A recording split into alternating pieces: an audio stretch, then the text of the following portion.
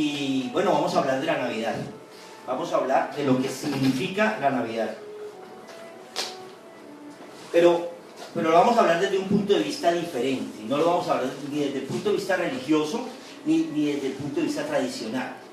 Yo quiero que a través de este ratico podamos ver lo que nos llevó a celebrar la Navidad y de paso aprender lo que Dios diseñó para el ser humano y las fiestas. Miren, la mayoría de fiestas que nosotros celebramos, muchas fueron fiestas tradicionales o más bien organizadas por los pueblos que tenían una religión y se convirtieron en fiestas religiosas.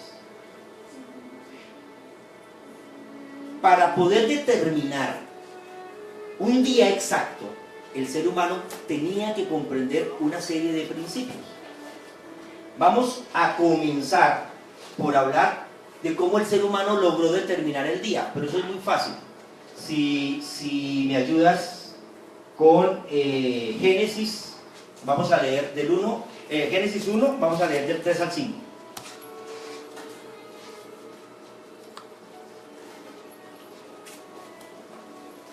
¿Ya lo tienen?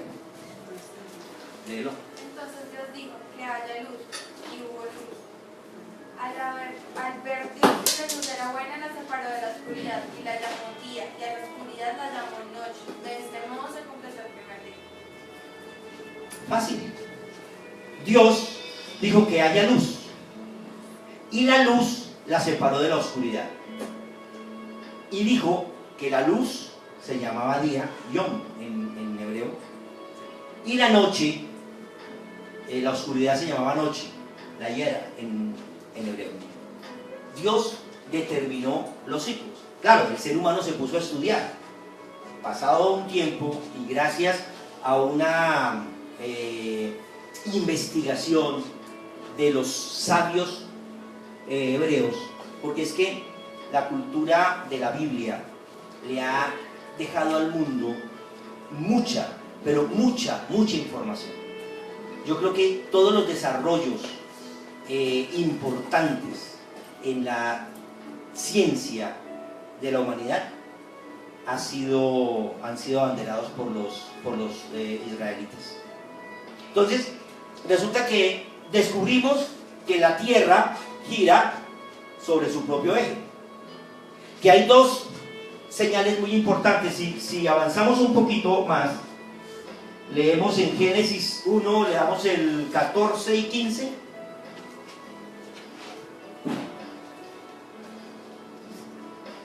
Entonces Dios dijo que haya luces en la bóveda celeste que alumbren la tierra y separen el día y la noche, y que sirvan también para señalar los días, los años y las fechas especiales. Y así fue. A ver. A mí me gusta ir despacito en ese pedacito. Mire, Dios dijo que haya luces en el cielo. Y esas luces que están en el cielo alumbren la tierra. Separen los días de la noche. O sea, hay luz en la noche. Claro. Y separen los días de la noche. Y dice, que sirvan también para señalar los días, los años y las fechas especiales. ¿Sabían ustedes que la palabra fechas especiales, que significa las fiestas, o sea, la traducción es, en hebreo la palabra es moada? Moada, de donde puede venir nuestra palabra la moda. Moada. Donde viene, o sea, y hay temporadas, exactamente la palabra temporada. Hay temporadas. Entonces, yo voy resumiendo. Dios dice más adelante, y Dios hizo las dos luces, la grande para alumbrar el día y la pequeña para alumbrar la noche. También hizo las estrellas. Dios puso las luces en la bóveda celeste para alumbrar la tierra, de día y de noche, y para separar la luz de la oscuridad. Y vio que todo estaba bien, de este modo se completó el cuarto día. Bueno, estábamos en el proceso. Pero miren lo interesante, para que lo tengamos. Voy a referirme a dos astros importantísimos, el Sol y la Luna. El Sol para dirigir el día y la Luna para dirigir la noche. Y esto parece como un cuento de niños. Y entonces los científicos se ponen a estudiar y encuentran que la Tierra gira alrededor de su eje y que la Tierra gira alrededor del Sol y que la Luna gira alrededor de la Tierra. Y le encuentran una explicación científica a esto.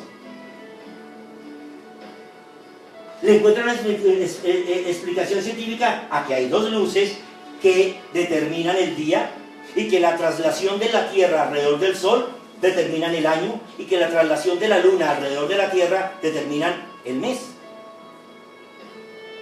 Oh, pero no descubrieron sino cómo funciona. Pero hay un pedacito que no pudieron explicar y no explicarán científicamente, que dice: señalar los días, los años y las fechas especiales. Así que hay posiciones del Sol, posiciones de la Luna que muestran una fecha especial. Tienen que ser una fecha especial. Es una posición astral. Ojo, astronomía no tiene nada que ver con astrología. Y yo les digo a mis amigos de las redes sociales, y de paso los bendigo y saludo al pastor Mauricio, que por ahí me dijo que los saludara de vez en cuando, que la astrología es una ciencia del ocultismo. La astronomía es una ciencia exacta. Así que si yo quiero comprender cómo los astros y la posición del Sol determinan fechas especiales, tengo que estudiar es astronomía, no astrología. Nada, los astros no dirigen nuestro destino, que eso lo dice la astrología. Pero los astros sí marcan pautas y fechas especiales en la Tierra. ¿Por qué?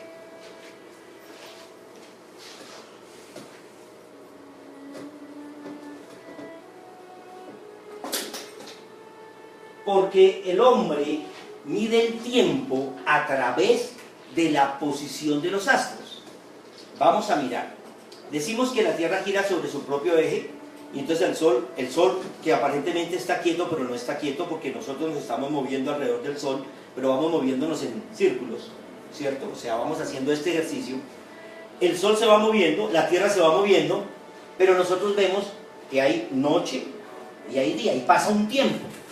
Ese tiempo nosotros fuimos los que nos lo inventamos, el hombre. ¿Ustedes se acuerdan que cuando se le apareció a Abraham, el Dios a Abraham, le dijo: en el tiempo del hombre, en un año Sara tendrá un hijo? Pero no dijo en mi tiempo, dijo en el tiempo de los hombres. Nosotros medimos un tiempo. Bien, esa posición, esas posiciones o ese movimiento de los astros van a marcar los tiempos.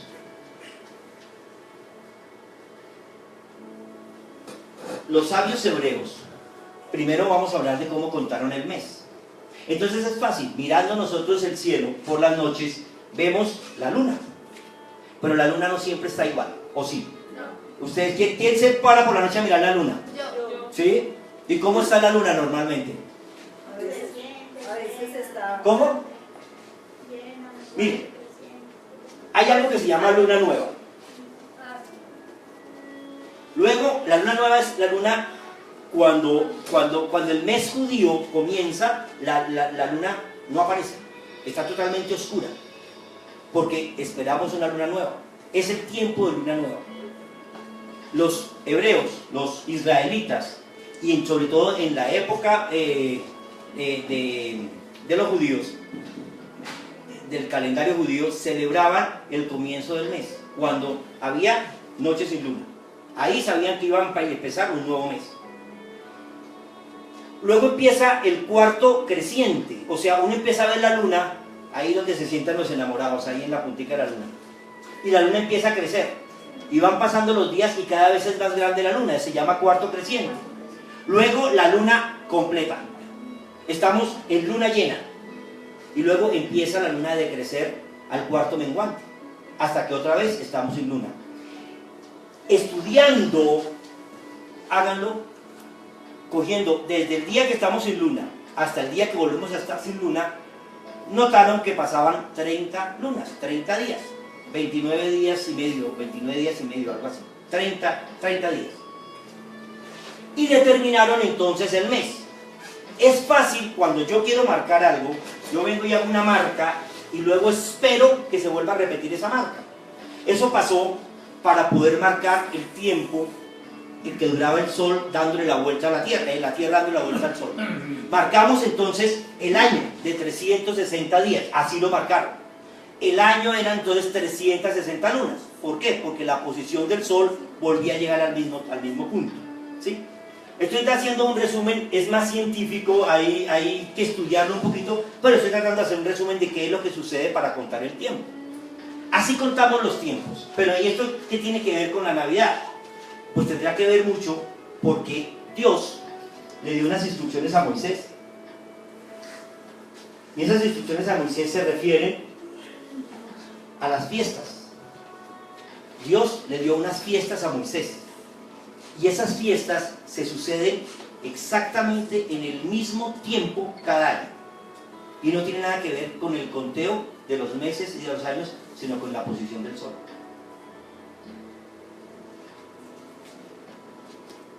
Los hebreos nombraban sus meses como el mes primero, el mes 2, el mes 3, el mes quinto, el mes noveno. Por ejemplo, si ustedes van a Ageo dice el día 24 del noveno mes. Habla del día 24 del noveno mes. Esa es la forma de marcar el tiempo. Sin embargo, cuando los hebreos fueron transportados a Babilonia, ellos tomaron los nombres de los meses babilónicos y entonces armaron su calendario. Hay una historia en el pueblo hebreo y es que Dios creó el mundo y pues alguien tiene que fechar la creación del mundo, ¿cierto? Ellos dicen que lo creó en el mes de Tisret, que es octubre, septiembre-octubre, que Dios lo creó y a partir de ahí ellos arrancaron a contar el tiempo. ¿Me pones un momentico lo de los meses? Ellos nombraron sus meses. Resulta que el mundo se movía por ese calendario, pero ese calendario no es exacto. ¿Por qué? Porque como la luna dura 29 días y unas horas, 29 días y medio, pues se acumulaban, ¿cierto? Además, los hebreos, por sus necesidades religiosas, necesitaban acomodar los meses. Por ejemplo, el comienzo de año nunca podía ser ni miércoles ni domingo, porque si era miércoles y domingo afectaba el Shabbat, que era sábado. Entonces, no podían tener, por ejemplo, 2 ayunos seguidos. Entonces, tenían que acomodar el calendario de acuerdo a su necesidad, no solamente a la posición astral, sino de acuerdo a su necesidad religiosa, para las celebraciones que tenían, para sus fiestas. Ellos tienen su tabla de meses, tienen el mes de Tishrei, que aproximadamente es septiembre y octubre. Luego tienen Yesvan, que es octubre-noviembre. Kislev, que es noviembre-diciembre. Tebet, diciembre-enero. Shevat, enero-febrero. Adar, febrero-marzo. Nisan, marzo-abril. Iyar, abril-mayo. Sivan, mayo-junio. Tamuz, junio-julio. Av, también llamado Manehem, agosto, julio y agosto. Y agosto y septiembre. ¿Por qué toma 2 veces del calendario romano o juliano? Miren, el calendario no era tan exacto. Para que se repitieran los mismos sucesos se necesitaban como 400 años. Entonces, para que la posición astral fuera la misma, el calendario no era muy exacto.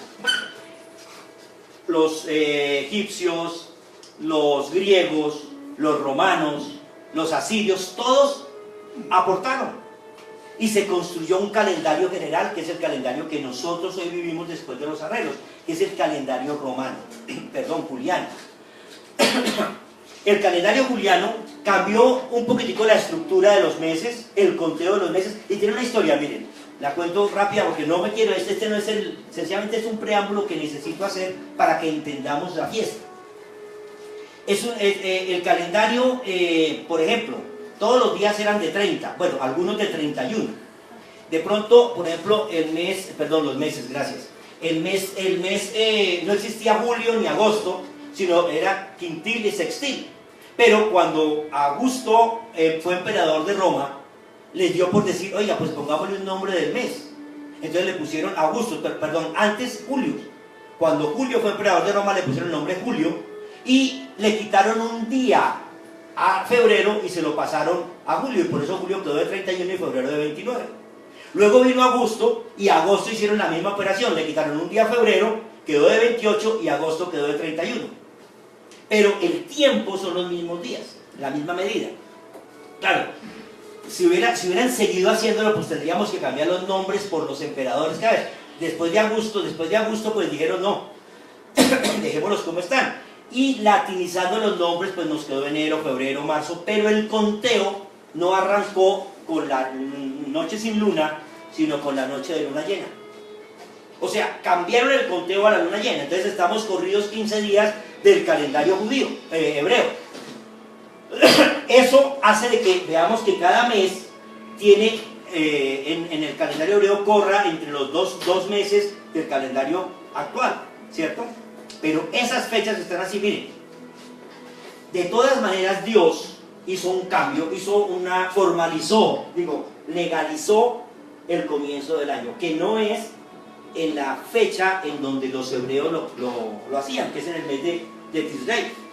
Ellos arrancan el mes de Tisrei porque dice, ahí Dios creó la tierra. Y ese mes, lo vamos a ver ahorita, tiene muchas fiestas importantísimas. Sin embargo, Dios, si me ayudas, Cristian, con Deuteronomio 6:12, Dios, en el momento que saca al pueblo hebreo de Egipto, les da una instrucción.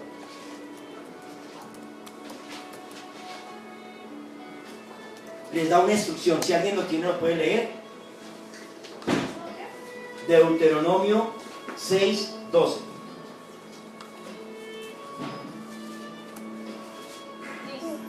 Dice, cuando esto suceda, procuren no olvidarse del Señor que los sacó de Egipto donde eran esclavos. Adoren al Señor su Dios y sirvan solo a Él. Y cuando tengan que hacer un juramento, háganlo solo en el nombre del Señor.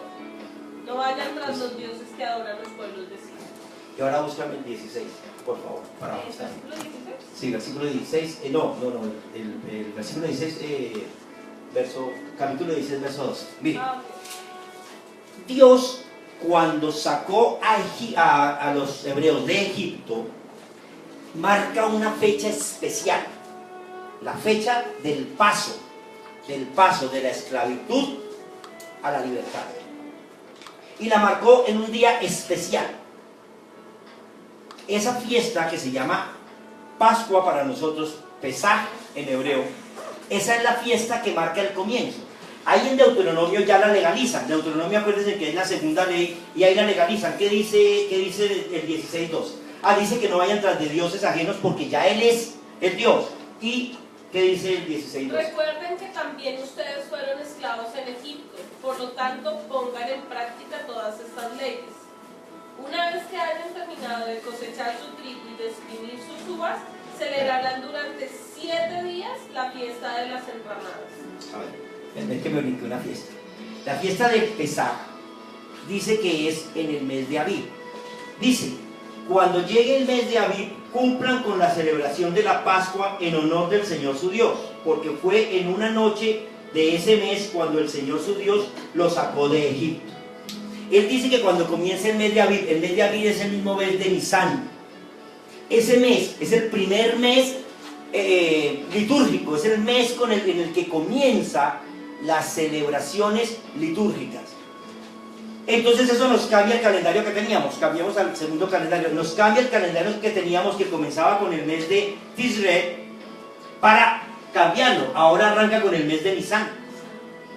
Y entonces el año comienza en abril, marzo-abril, y termina en el mes de Adar.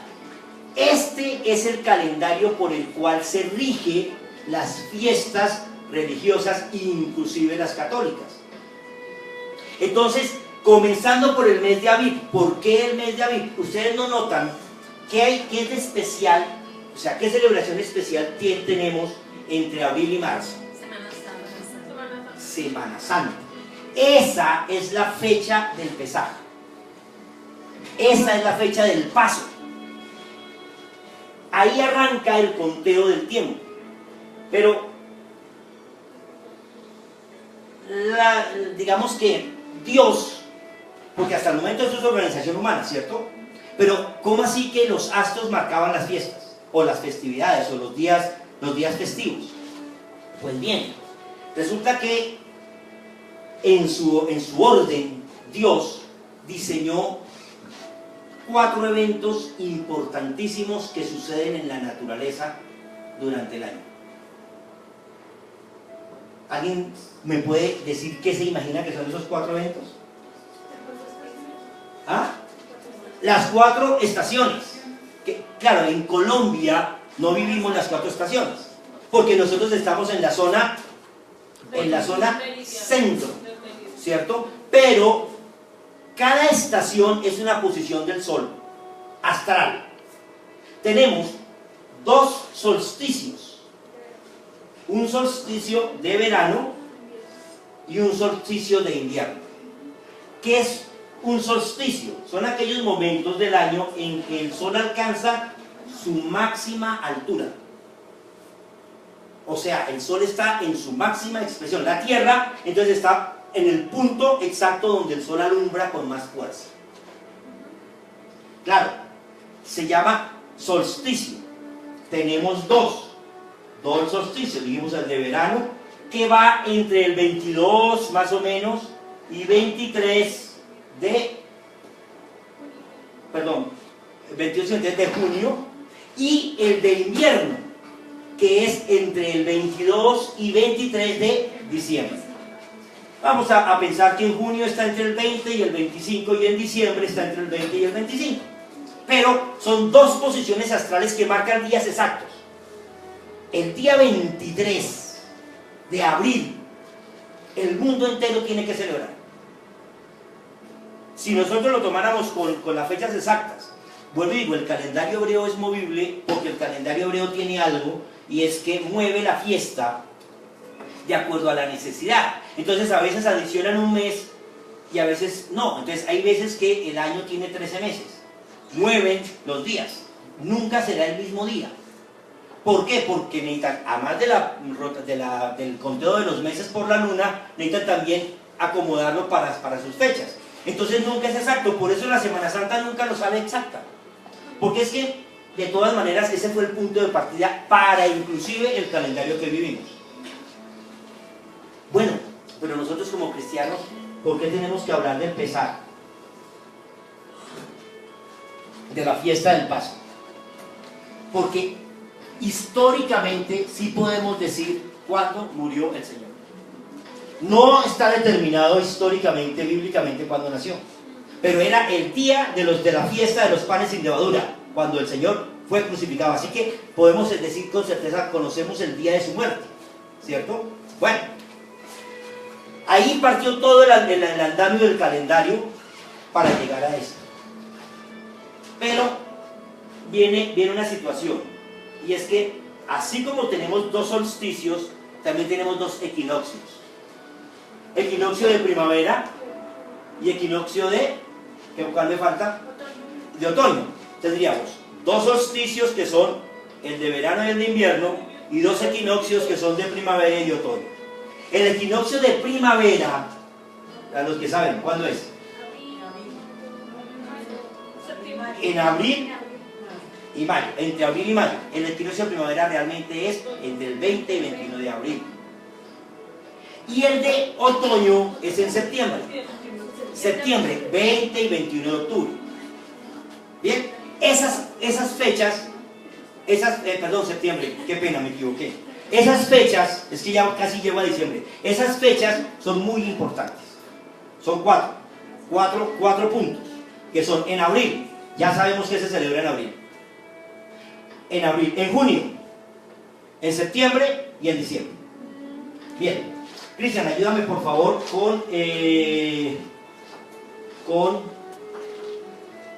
comencemos con Levítico. Vamos a ir al Levítico capítulo 23. Y vamos a arrancar desde el 2 y vamos a ir leyendo despacio, porque ahí, en esa ley, Dios nos va a dar las fiestas. Y ahí vamos a saber qué es lo que pasó con la Navidad, señora. ¿Ah, ya lo tienes?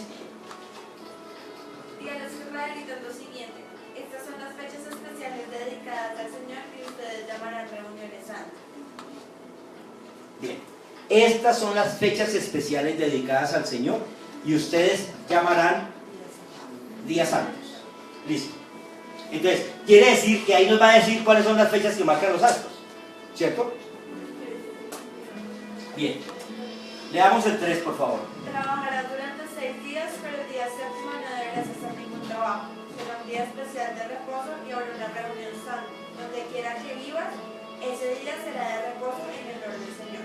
Listo. Entonces los hebreos marcaron los días y dijeron el día primero, el día 2, el día 3, el día 4, el día 5, el día 6, el Shabbat, el día primero, el día 2, el día... Y al único día que le dieron nombre fue al Shabbat, el día de descanso. Listo, día de descanso. No me quiero meter en el tema, avanzaremos un poquitico y algo tocaremos, pero hay un día determinado de descanso que es el Shabbat. ¿De acuerdo? Bien, sigamos. Estas son las fechas especiales para celebrar las reuniones santas en honor del Señor, y las cuales deberán reunirse. El día 14 del mes primero, al atardecer, se celebrará la Pascua en honor del Señor. Listo, ya sabemos, perdóname para avanzar, ya sabemos que es el día 14 del mes primero, que es el mes de Aviv, que está entre marzo y abril, y ya sabemos que es la Pascua que nosotros conocemos, en donde nos enseñaron a celebrar lo que se llama Semana Santa. Dos detalles importantes. El Señor fue crucificado. Los hebreos celebran el paso, pasar de la esclavitud a la libertad. Nosotros celebramos el paso de la muerte a la vida, porque Él en esa cruz nos dio vida. Tenemos una nueva Pascua, la Pascua cristiana, que celebra el paso de la muerte a la vida. Es en el mes de abril, y exactamente, para ser claros, es en el equinoccio de primavera. Esa fecha es equinoccio de primavera.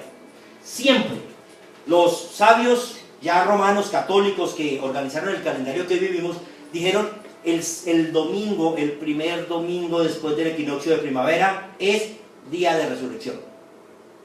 Punto. Y a partir de ahí, todos los años, cuando es el equinoccio de primavera, tal día, entonces el siguiente domingo será día de resurrección. Lo único que no hicieron, o mejor dicho, lo que sí hicieron fue quitarle mucho sentido judío a la celebración.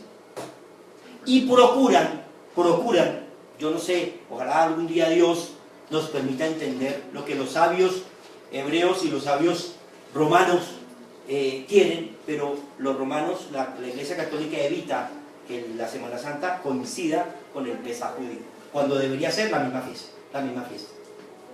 Listo, ya tenemos la primera posición astral que nos marca una fiesta que debemos celebrar porque es bíblica. ¿Listo? Sigamos, por favor. El día 15 del mismo mes se celebrará la fiesta de los panes sin levadura en honor del Señor. Durante 7 días se comerá pan sin levadura. Bueno, lo que yo tengo entendido es que en el equinoccio de primavera, muchos pueblos, no solamente el pueblo hebreo, sino muchos pueblos comían pan sin levadura como celebración de la fiesta, ¿cierto? Pero Dios le dio un nuevo significado a esa fiesta en el pueblo hebreo y obviamente para nosotros, porque es el día de comer el pan sin feudarlo, sin dañarlo.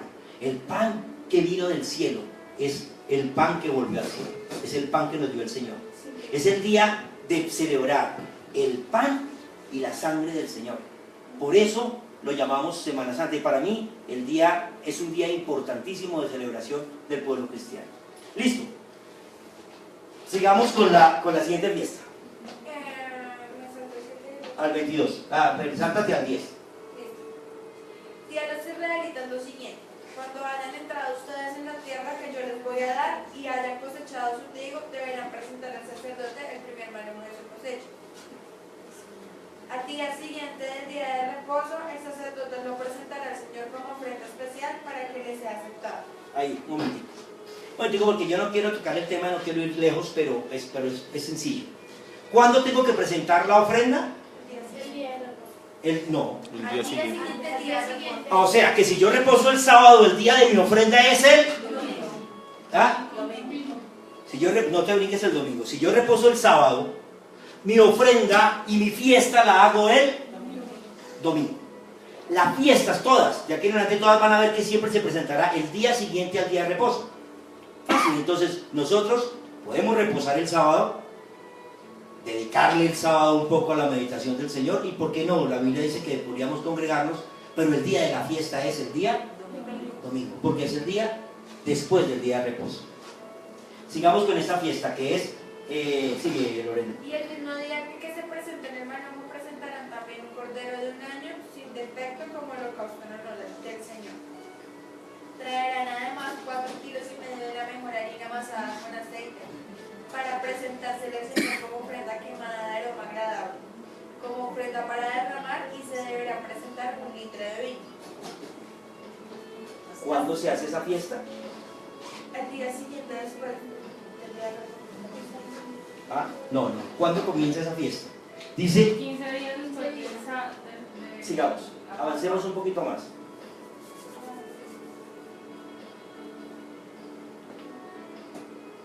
Y con el día siguiente, el séptimo día de reposo, se completarán 50 días, entonces presentará al Señor su ofrenda de trigo nuevo.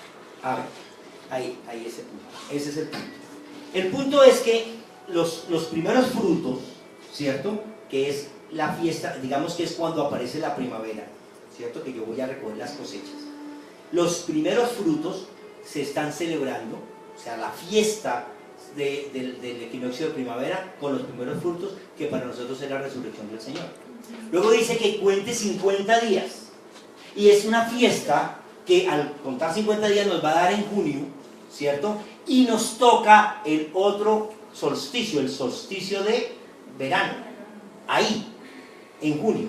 Es la fiesta que nosotros llamamos Pentecostés, es la fiesta de la venida del Espíritu Santo, es la fiesta Pentecostés porque eran 50 semanas, son 50 días después, o sea, es la fiesta de Pentecostés. En junio, otra vez, la posición del sol en un equinoccio. ¿Qué es un equinoccio? El sol alumbra exactamente igual el tiempo en el hemisferio norte y en el hemisferio sur, o sea que el día mide exactamente el mismo tiempo. Eso es un cambio, porque resulta que si el polo norte está en oscuridad de 6 meses, en ese momento el polo norte empieza a luz de 6 meses y el polo sur a oscuridad de 6 meses. Hay cambios en la naturaleza. Nosotros hablamos de la parte del cambio de las estaciones. Es la posición del sol la que nos cambia, y la atmósfera, que es la que nos maneja eso. Pero ya tenemos otra fiesta más. Tenemos la fiesta de la Pascua para el primer equinoccio de primavera, y ahora tenemos la fiesta de Pentecostés para el solsticio de verano. Sigamos, pero entonces avancemos, Lorena, que es la que nos está leyendo, a Levítico al 23. El Señor se dirigió a Moisés y le dijo: di a los israelitas lo siguiente: el día primero del mes séptimo celebrarán ustedes el día de reposo y una reunión santa conmemorativa con toque de trompeta. Día primero del mes séptimo. Nosotros habríamos dicho que Abril, ¿cierto? Y el mes séptimo nos da.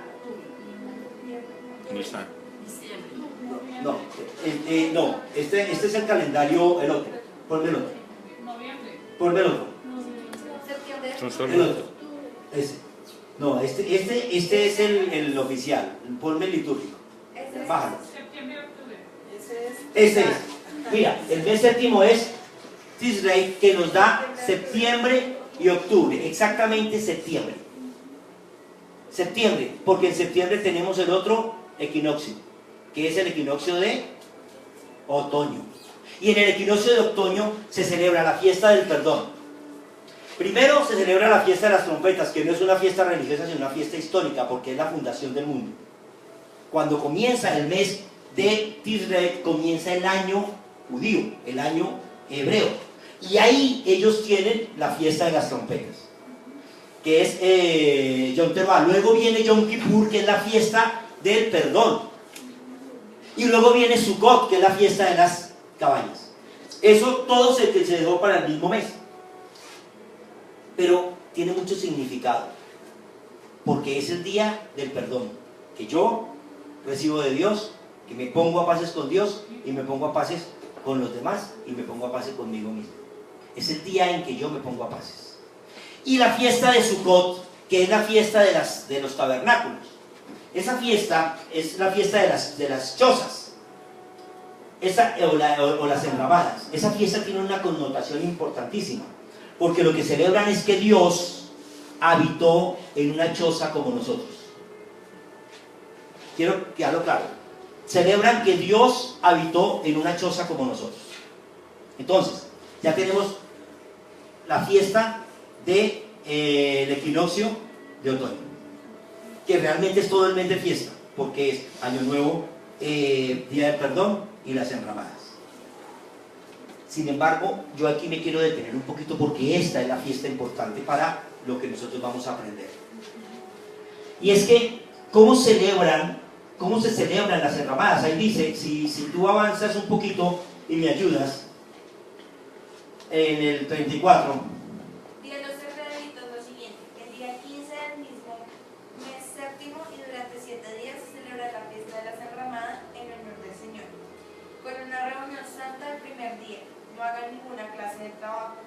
Durante esos 7 días quemarán ofrendas en honor del Señor, y el octavo día celebrarán también una reunión santa y quemarán una ofrenda al Señor. Es un día de fiesta y no deben hacer ninguna clase de trabajo pesado. Listo. Ahí, dejémoslo ahí. Ellos, más adelante en la instrucción para Sukkot, dice que ellos tienen que ir, tomar ramas, tomar frutas, construir una choza con frutas y habitar durante los 7 días en ella, para celebrar que Dios construyó su choza en medio de nosotros. Bien, ahí están las fiestas que Dios diseñó. ¿Qué pasó? ¿Sería que a Dios se le olvidó el solsticio de invierno? No hay una fiesta bíblica para el solsticio de invierno. Ahí están las fiestas que nosotros tenemos diseñadas y que están escritas en la ley, tanto en Deuteronomio, Números y Levítico. Falta un punto real. Pero ahora quiero hacer aquí un punto, una parada, y quiero avanzar en el nacimiento del Mesías. Porque es importante que entendamos cuándo nació el Mesías.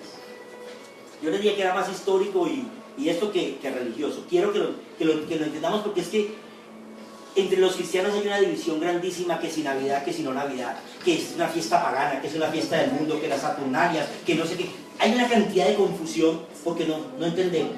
No entendemos que hay que entender cada uno de las situaciones. Dios diseñó las fiestas y ya nos demostramos, ya vimos que para cada posición astral hay una fiesta, pero aún no sabemos cómo llegamos al solsticio de invierno. Pero bien, entre los judíos hay 2 teorías para el nacimiento del Mesías. Una teoría judía que dice que los profetas nacen y mueren el mismo día. O sea, si es profeta tiene que nacer y morir el mismo día. Eso dicen las teorías judías. Una teoría judía. Entonces, ¿sabemos cuándo murió? ¿En qué fecha murió? Abril. Murió en abril, ¿cierto? Haciendo el análisis en el calendario gregoriano, murió en abril. Bueno. Ahora bien, también los judíos dicen que no se tiene vida el día que se nace, sino el día que se engendra. Bien, porque está vivo desde el momento en que fue engendrado. O si no creyéramos eso, es válido el aborto. Entonces, quiere decir que yo tengo que saber que si murió en abril, me devuelvo para atrás, por favor. Alguien ya hizo, ya todas yo las he visto a cuenta. ¿Qué fecha le dio? Junio. No, devuélvase. Septiembre.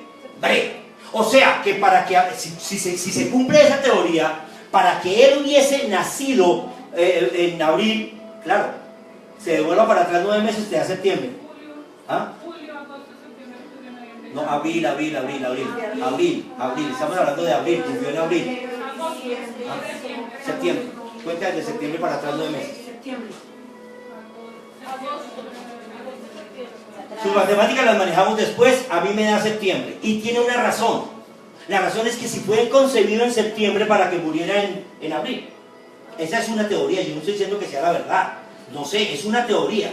Para que muera en abril, y como la vida arranca en septiembre, tenemos la fiesta de Sukkot, que Dios se construyó una choza para vivir en medio de nosotros. Se cumple. Septiembre. Ahora bien, esa es una teoría. La teoría dice que, digamos que para universalizar la fiesta, unos dicen que fue muerto el 25 de marzo, o sea, fue concebido el 25 de marzo, porque es que aquí estamos mirando que se cumplieran los 9 meses desde la concepción, pero como para que se cumpla el ciclo real, dice que tuvo que haber sido muerto el mismo día que fue concebido. La fecha la datan el 25 de marzo. Y si ustedes miran, el 25 de marzo es una fiesta religiosa católica que se llama la Divina Concepción. Oiga, por lo menos disfruten los viernes, los lunes festivos, pero acuérdense en qué celebran. Si esa fuera verdad, fue concebido en marzo, ¿cierto? ¿Y nace cuándo? 25 de diciembre, porque es un tiempo exacto según los judíos. Entonces, si fuese concebido el 25 de marzo, nace el 25 de diciembre. Yo estoy hablando de las teorías nomás. Bien, ahora bien, hay otra teoría que no lo pone en la concepción en el 25 de marzo, sino que pone la concepción en el 6 de abril. O sea, no fue el 25 de marzo, dice la iglesia copta, la oriental, fue el 6 de abril. Entonces corren la fiesta para el 6 de enero. ¡Wow! Y la iglesia católica, que sincretiza todo, que todo lo acoge, pues dejó las dos fiestas y le quitó el problema. Dejamos la del 25 de diciembre y dejamos la del 6 y le ponemos nombre. ¿Me están entendiendo?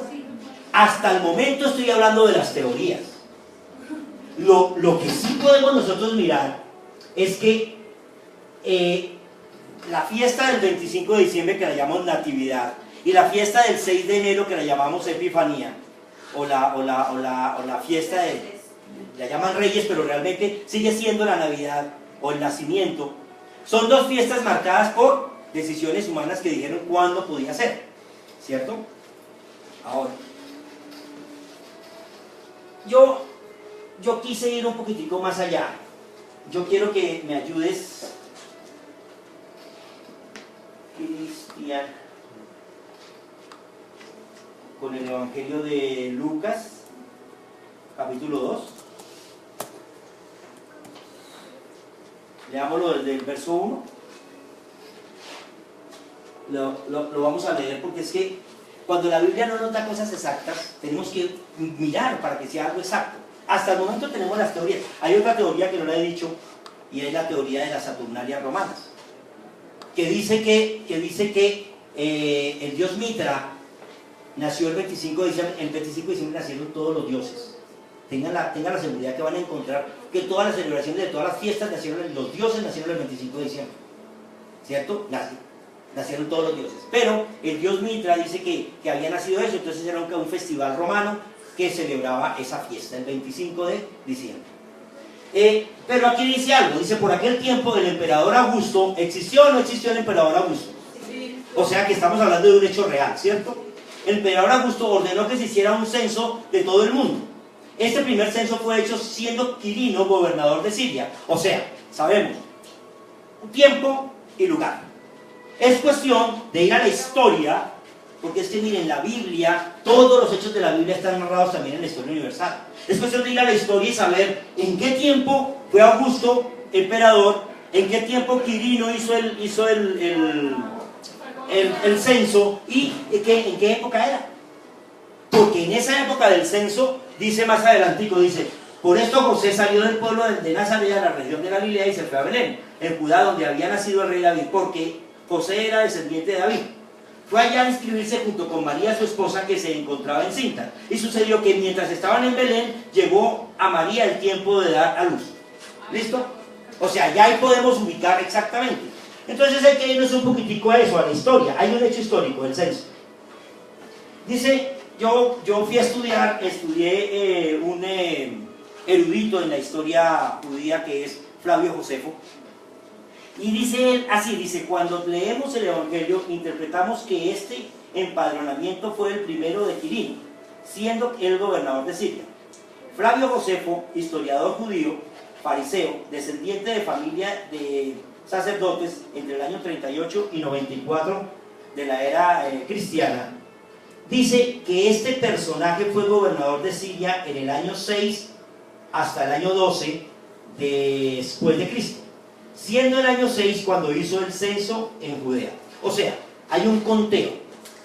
y nosotros tenemos un desfase. El conteo lo dio Dionisio, un sacerdote católico que fue el que dijo que Jesús había nacido el 25 de diciembre. Y ese conteo, él tiene un desfase. Flavio Josefo fue mucho antes de Dionisio. Y dice que lo que nos interesa, el censo se hizo el 2 de septiembre, lo que correspondía al año 6 de nuestra era. Josefo escribió la historia mucho antes de Dionisio. O sea, él pone el censo y le da fecha, 6 de septiembre. Así que necesariamente, según el relato de Lucas, él tuvo que nacer en septiembre. Y hay muchas otras cosas más. Los pastores tenían, imagínense en invierno la nieve cayendo, que nosotros eso no lo podemos imaginar porque no lo vivimos, y yo con las ovejas en la calle. Es imposible, tenía que ser una época diferente, y estábamos en otoño, una época otoñal donde podíamos sacar los rebaños en la noche. Entonces, todo ubica, y este texto claramente me ubica el nacimiento del Mesías en el mes de septiembre, y es una fiesta, es la fiesta de las enramadas. Y ya vimos qué es lo que significa esa fiesta, que Dios se construyó su choza en medio de nosotros, una choza como la de nosotros, y vivió en un cuerpo humano. Esa es la fiesta en septiembre. Pero me dejaron loco, porque igual no ubiqué Navidad en diciembre. No la ubiqué en diciembre, entonces apague y vámonos, porque desarmen, por favor, desarmen los árboles, quiten las luces, porque pues no, ni modo. Bien, ya tenemos claro cuándo nació el Mesías y ya tenemos claras las fiestas, nos falta una. Y es ahí donde la historia está partida. Estas Biblias que nosotros tenemos, que son Biblias Valera, o que son Biblias que les faltan unos libros escritos en una época, miren, entre Malaquías, último libro del Antiguo Pacto, y Mateo, primer libro del Nuevo Pacto, pasaron 200 años que no están marcados en estas Biblias. ¿Por qué? Porque es un grupo de libros que se llaman los del segundo canon o deuterocanónicos. Son unos libros que no fueron escritos en hebreo ni arameo, sino en griego. Entonces los sabios judíos no los contemplaron dentro del primer canon de la Biblia. Pero son libros que por su usanza y por su historia son tan verídicos como los libros que nosotros leemos. Y ahí cuentan esos 200 años. Los voy a resumir rapidito. Resulta que Malaquías queda, o nuestra historia en la Biblia queda cuando los persas toman el mundo y obviamente cogen como grupo, pueblo a los hebreos, ¿cierto? Medo-persas. Ahí quedamos, el rey Darío, Jerjes, Artajerjes. Pero luego sucede algo en los griegos. Grecia se toma el control y Alejandro Magno derrota a Darío y toma el control del universo. Y gana muchas guerras y toma todo el control. Los griegos no eran como las otras culturas. Las otras culturas permitían la cultura de los pueblos. Los griegos no, los griegos avasallaron la cultura. Entonces hubo una época de mucho oscurantismo. Se perdió la cultura hebrea. Ellos que defienden tanto su cultura y que siempre nos defendieron la cultura para podernos la heredar, ahí tenían una pérdida muy grande. El templo fue destruido y en el mismo lugar donde destruyeron el templo, ahí profanaron el altar y mataron cerdos e hicieron una cantidad de aberraciones, de cosas infames en manos de Antíoco, que era el gobernador de Egipto y de toda esa región, que fue después de la muerte de Alejandro Magno. Esa historia tiene dos puntos fundamentales que les quiero contar. Uno, aparece una familia que es Judas Macabeo y todo el grupo, todos sus hermanos, y los macabeos empiezan la liberación de Israel. Y esa liberación de Israel está con que vuelven y toman el templo, vuelven y construyen el altar, lo construyen, no, realmente lo dejaron al lado porque nunca lo construyeron, no lo reconstruyeron, construyeron un nuevo altar y encendieron la menorá. Pero adicionalmente, como eran perseguidos, se inventaron un diseño de un candelabro, la menorá es el candelabro grande del templo, y se inventaron uno más pequeño, que era el que se llama el Hanukkah, y lo llevaron a sus casas. Entonces, como no podían ir al templo a celebrar, hacían las fiestas prendiendo el Hanukkah, su Shabbat, sus fiestas las hacían prendiendo el Hanukkah. Pero un día, cuando Judas Macabeo gana la guerra, vuelven a recuperar el templo, hay fiesta, y ese día es el 25 de Kislev. Por favor, volvamos a nuestro calendario. Ese día se hace una fiesta tan grande que ellos tejen coronas y las colocan en las puertas. Tejen coronas con las hojas, sobre todo de laurel, y las colocan en las puertas. Ellos celebran la festividad de la luz, porque el milagro es que no tenían aceite, un poquito de aceite. Pero ellos, al encender el aceite duró todo el tiempo de la celebración, alcanzó para los 7 días de la fiesta, no se agotó el aceite y el aceite brilló solito. Es la fiesta que nosotros celebramos, es la fiesta de las candelas o la fiesta de las luces.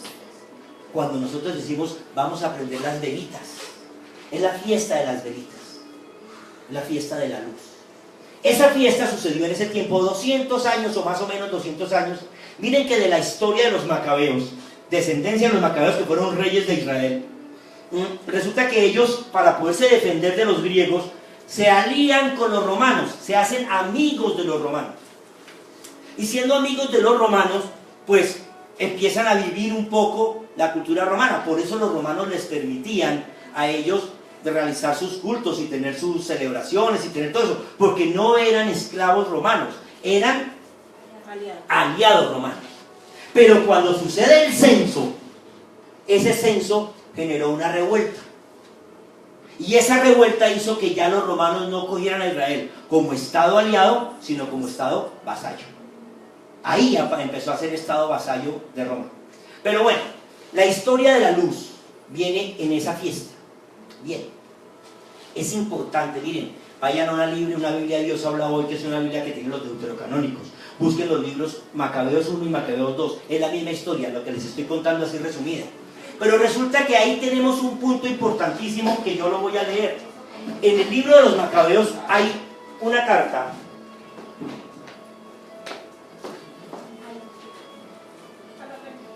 Hay una carta escrita. Cualquiera de las dos dice lo mismo. Pero te voy a decir en qué libro, porque la quiero ver desde ese libro. Macabeos 2, la carta corta. Hay una carta que escriben los judíos que vivían en otras regiones, les escriben a todos los judíos en general. ¿La quieren leer? ¿Cuál es? Macabeos 2. O bien, aquí yo la tengo, se la quiero leer. Hay dos libros. Por eso, el segundo de Macabeos. Ah, sí, primera carta a los judíos. Eso, esa carta.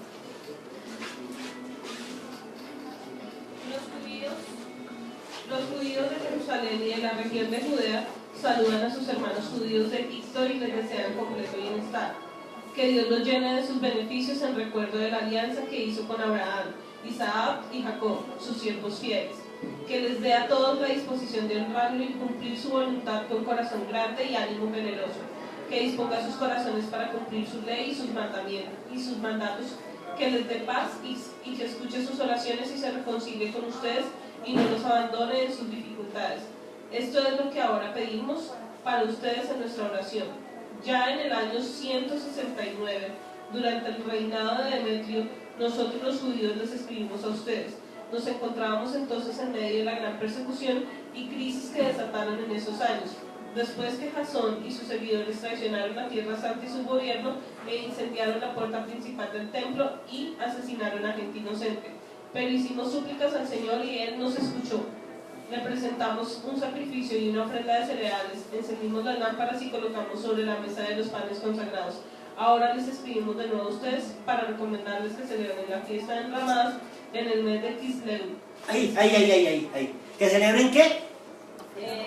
La fiesta de las enramadas, o sea, Sukkot, en el mes de Kislev, que nos da diciembre.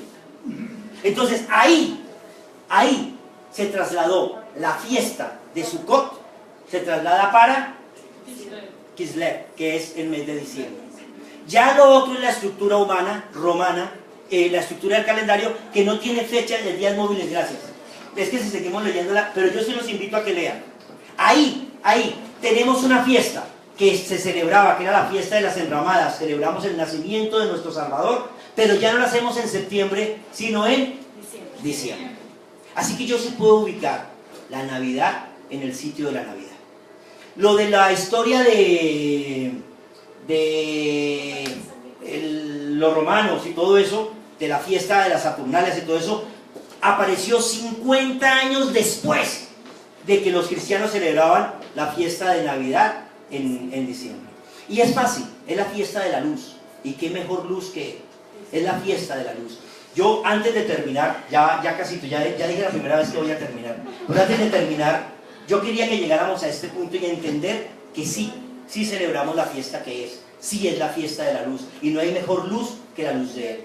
Y sí es una fiesta para celebrar, y sí es una fiesta del mundo, porque ahí mismo en ese libro los Macabeos van a leer algo muy claro. Lo mismo que el mundo paganizó, nosotros lo santificamos con nuestra fiesta. Y nosotros tenemos que enseñarle al mundo qué celebramos, que ellos no saben lo que celebran. No saben qué es la fiesta de la luz. Yo amo la fiesta de la luz. A mí no me gusta que quieran hacer Navidad en junio, porque junio no es para Navidad, es otra fiesta, Pentecostés. A mí no me gusta que quieran armar la Navidad en noviembre. Por eso yo les decía, no, yo siempre, los colombianos quisieran armar Navidad en enero, es gracioso. Llega el 6, desbaratan el árbol y en febrero quisieran armarlo, ármenlo, tengo armado, vivan en Navidad, pero en su corazón. Vivan en Navidad, que Él nazca en tu corazón. Vivan en Navidad, permitan la celebración de eso tan importante que sucedió. Pero, ahora veamos lo que no es Navidad. ¿Alguien tiene alguna pregunta, dudas? ¿Estamos claros?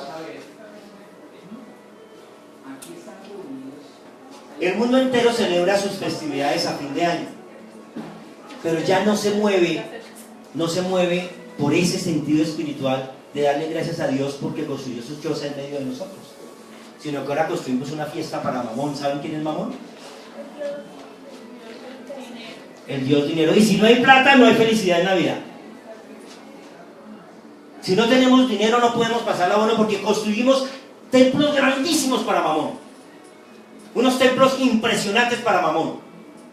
Y allá está la gente hoy, bueno, allá también iré yo muy seguramente, a comprar algo.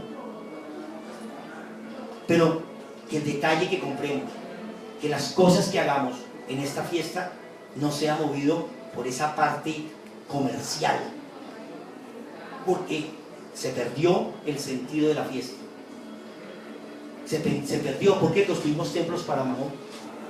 Así que la fiesta, Navidad, no es eso, no es la celebración para Mamón, no es estar corriendo para la compra de regalos.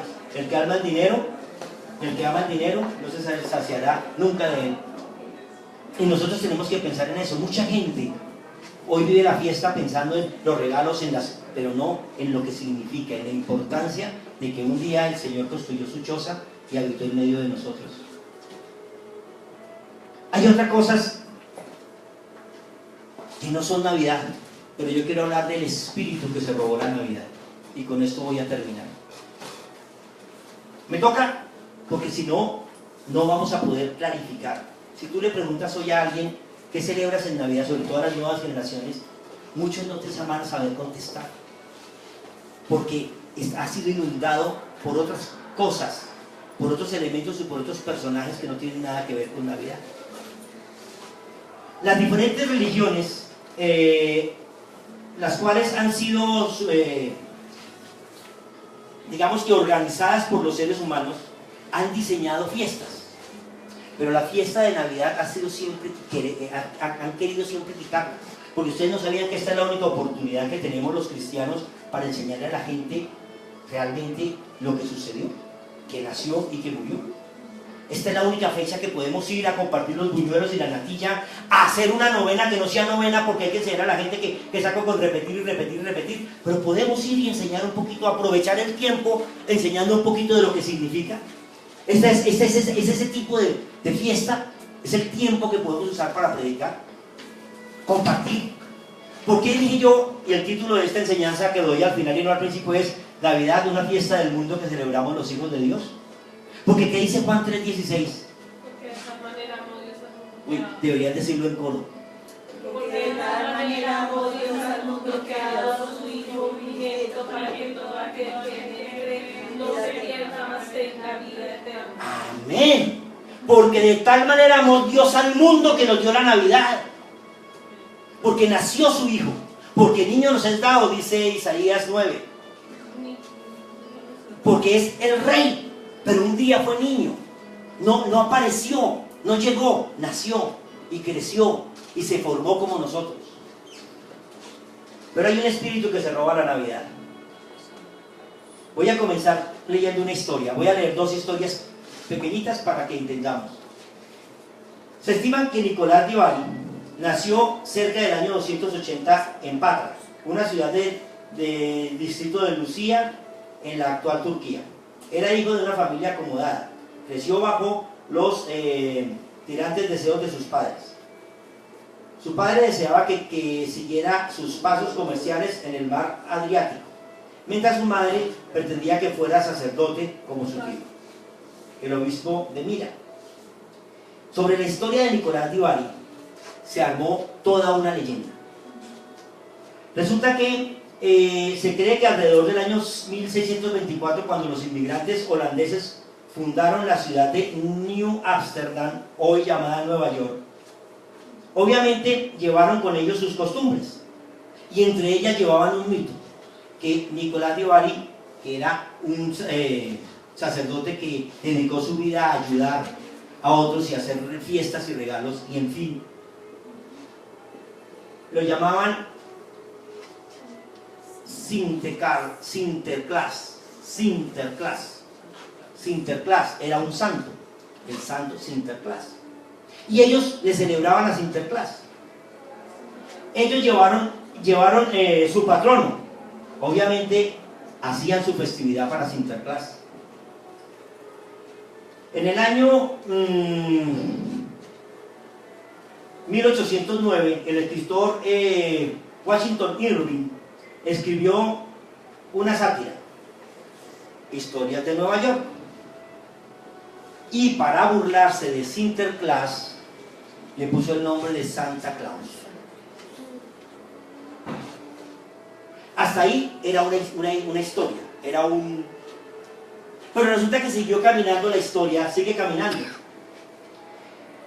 En el 823 se publicó un poema donde se le dio cuerpo al actual mito de Santa Claus. Y entonces se tomó el personaje de Irving y se le armó un cuerpo. Y ya se le puso la barba y se le puso todo lo acontecido. En 1863 adquirió la actual fisonomía de gordo, bonachón, barbucho. Se le dio toda una historia, se le armaron los renos, se le armó el Polo Norte y se le puso a dar regalos en Navidad. Entrar por chimenea se da regalos en Navidad. Posteriormente, el Santa Claus estadounidense pasó a Inglaterra, de allí a Francia, donde se difundió como Noel, origen de Papá Noel. En 1902 se escribió un libro infantil, Las aventuras de Santa Claus. Pero es al comienzo del siglo 1903, 1904, que la empresa Coca-Cola lo adopta como su imagen navideña y lo vende al mundo entero. Lo viste de rojo y blanco. Los que saben de publicidad saben que son la imagen corporativa de Coca-Cola. Y hace su despliegue publicitario. Y se robó la fiesta de la Navidad. Y nosotros lo permitimos. Nosotros aún, todavía en nuestras casas tenemos muñecos del Santa Claus. Aún en nuestras casas creemos en que Él es el que nos trae los regalos el 6 de Reyes o el 24 de diciembre, según la gente dice.